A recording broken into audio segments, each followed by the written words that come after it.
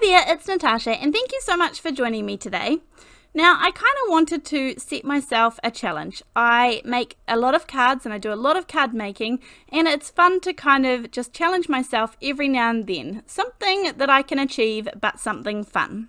So these are 2 embossing folders that come in a 2-pack, which I often don't really buy because I usually like one more than the other. But I really like these 2, and I wanted to challenge myself to use both of these to create my card today. So these are from We Are Memory Keepers, designed by Maggie Holmes, and I am going to start off with just a piece of watercolor paper, and I'm going to pop it in my embossing folder and then run it through. So this is the one that kind of has the all over pattern, not the one with the flowers. Now I'm going to kind of take you on my thought process in this video, and I thought I would leave a little bit more of the video in just so you can kind of see a little bit how my brain ticks over sometimes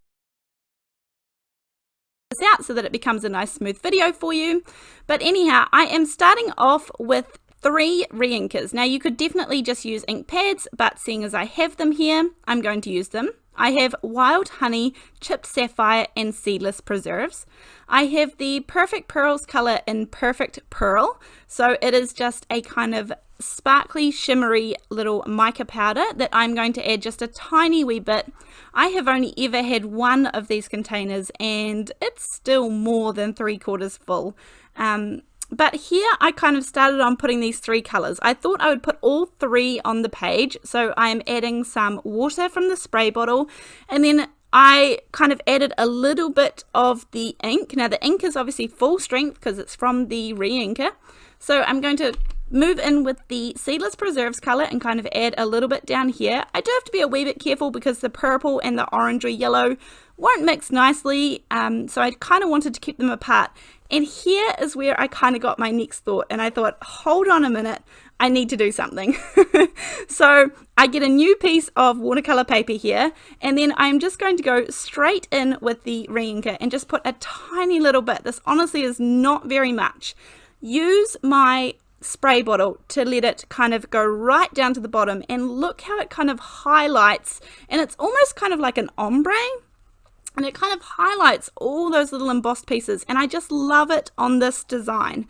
So I was like quickly going to do this before I kind of lost my trail of thought, and I'm going to put that aside, and then that will become another video or a whole nother technique that I do another time. So anyway, I kind of came back to the first one that I did, and I didn't love it. I didn't love where it was heading.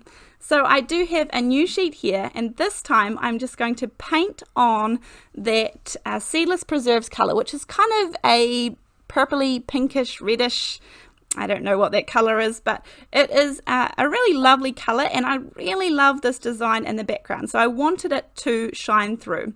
And I don't want to waste the inks that I've already got out, so I did this technique and then a few others off camera because that just got, oh no, I went on a whole big wild tangent. But nonetheless, I am covering up this panel in just the Seedless Preserves. So remember that this has the Perfect Pearls in it as well, which is kind of hard to pick up at the moment because it is so wet, but I really wanted to make sure it was a nice saturated color of that Seedless Preserves. I didn't want it to be really light because of what my plan was with the other embossing folders that we will use as well.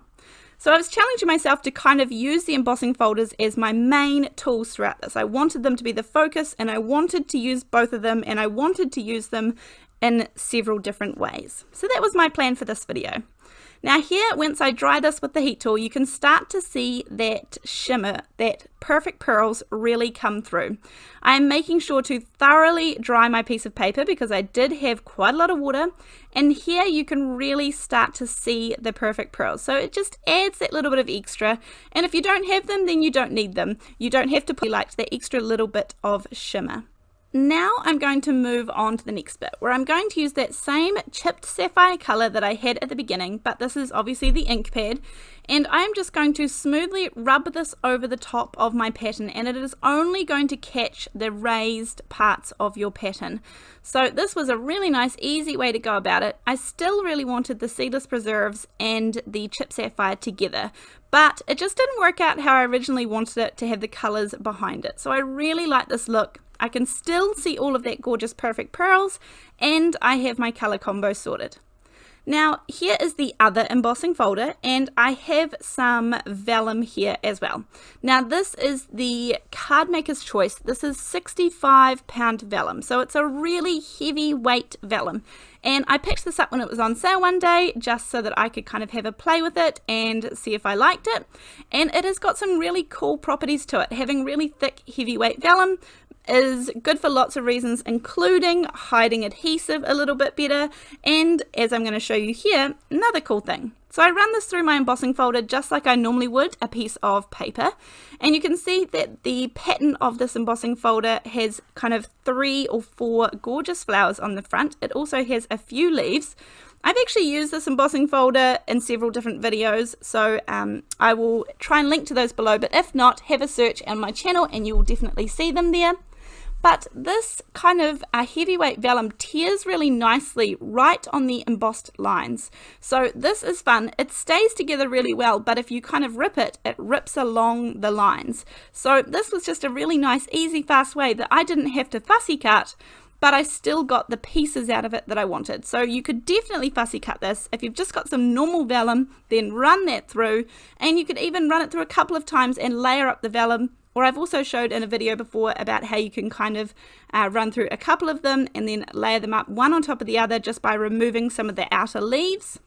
Now I did want an extra little bit of foliage, so I did bring in another die set here, and this one I'm just going to run through that tiny little one there by my left thumb. And then one of the other ones, I just ran it through the tip on a little spare piece of vellum I had. So I've just got a couple of these to kind of add a little bit more to my picture that I'm creating. And then I will also need a sentiment. And this is the Sentiment Strips 2 from Altenew. You guys have seen this lots and lots and lots of times before. But I really like these kind of stock standard sentiments that have a wide variety and a wide range. They've got a really nice font to them and you can use them everywhere. So this one, it says, "For my fabulous friend." And again, as I always usually do at the moment, I seem to be just cutting these out with my long bladed scissors because I can get a nice one big long clean cut. If I did this with fussy cutting scissors or short bladed scissors and I'm kind of hacking up and down, I would definitely not be able to get a straight cut. So it's just the long bladed scissors that make that easy for me. I'm going to cut down my panel to be 4 by 5 1/4, and then that way I've got that really nice border, as usual, that nice white border that's going to match with the back of my sentiment. Here I have my vellum flowers. Now I do need to adhere these down somewhere, and as usual you have to be careful with adhesive behind vellum. Now I don't need a whole lot of adhesive to hold these down well, but here's my trick. I'm going to take this Galaxy marker, which is just a white, it's kind of like a white paint marker. It is permanent, dries permanent, and I'm going to color in the center of that flower, and that is where I'm going to hide my adhesive behind, just to be extra sure that I'm not going to be able to see it. So that is where the majority of my adhesive is going to go, and I just wanted a really nice strong double-sided tape. You can see that I'm not super precise and I don't have to stick just behind that little bit. And in the end product, you cannot see any of the adhesive shining through. So that was my goal.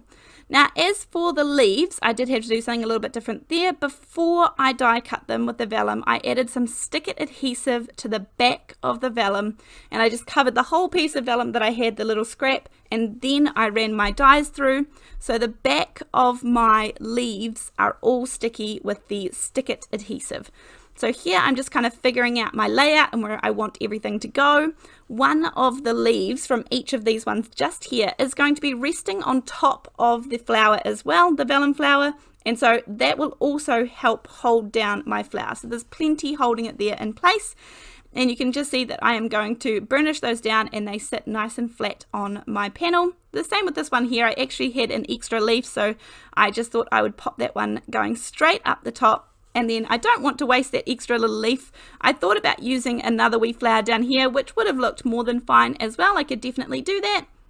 But since I had kind of that really nice balanced look, I didn't feel like I needed it, but I was going to use that extra little leaf, so I'll pop them in here just not to waste them. And then turn it all over because I ended up using a little bit less of the flowers than I thought. Again, just these nice long bladed scissors work really well for me, and it's easier to snip through that vellum. And then I'm going to put this onto my card base. So I'm just using some liquid glue so that it gets in all of those nooks and crannies of that embossed background. And it's going onto a 4 1/4 by 5.5 inch card base. And then that is my card for today. I really enjoyed challenging myself to try and use the 2 embossing folders as a main feature, especially since they came in a set together. I hope you enjoyed this video and it inspired you, and I really look forward to seeing you in the next one. Thanks, bye!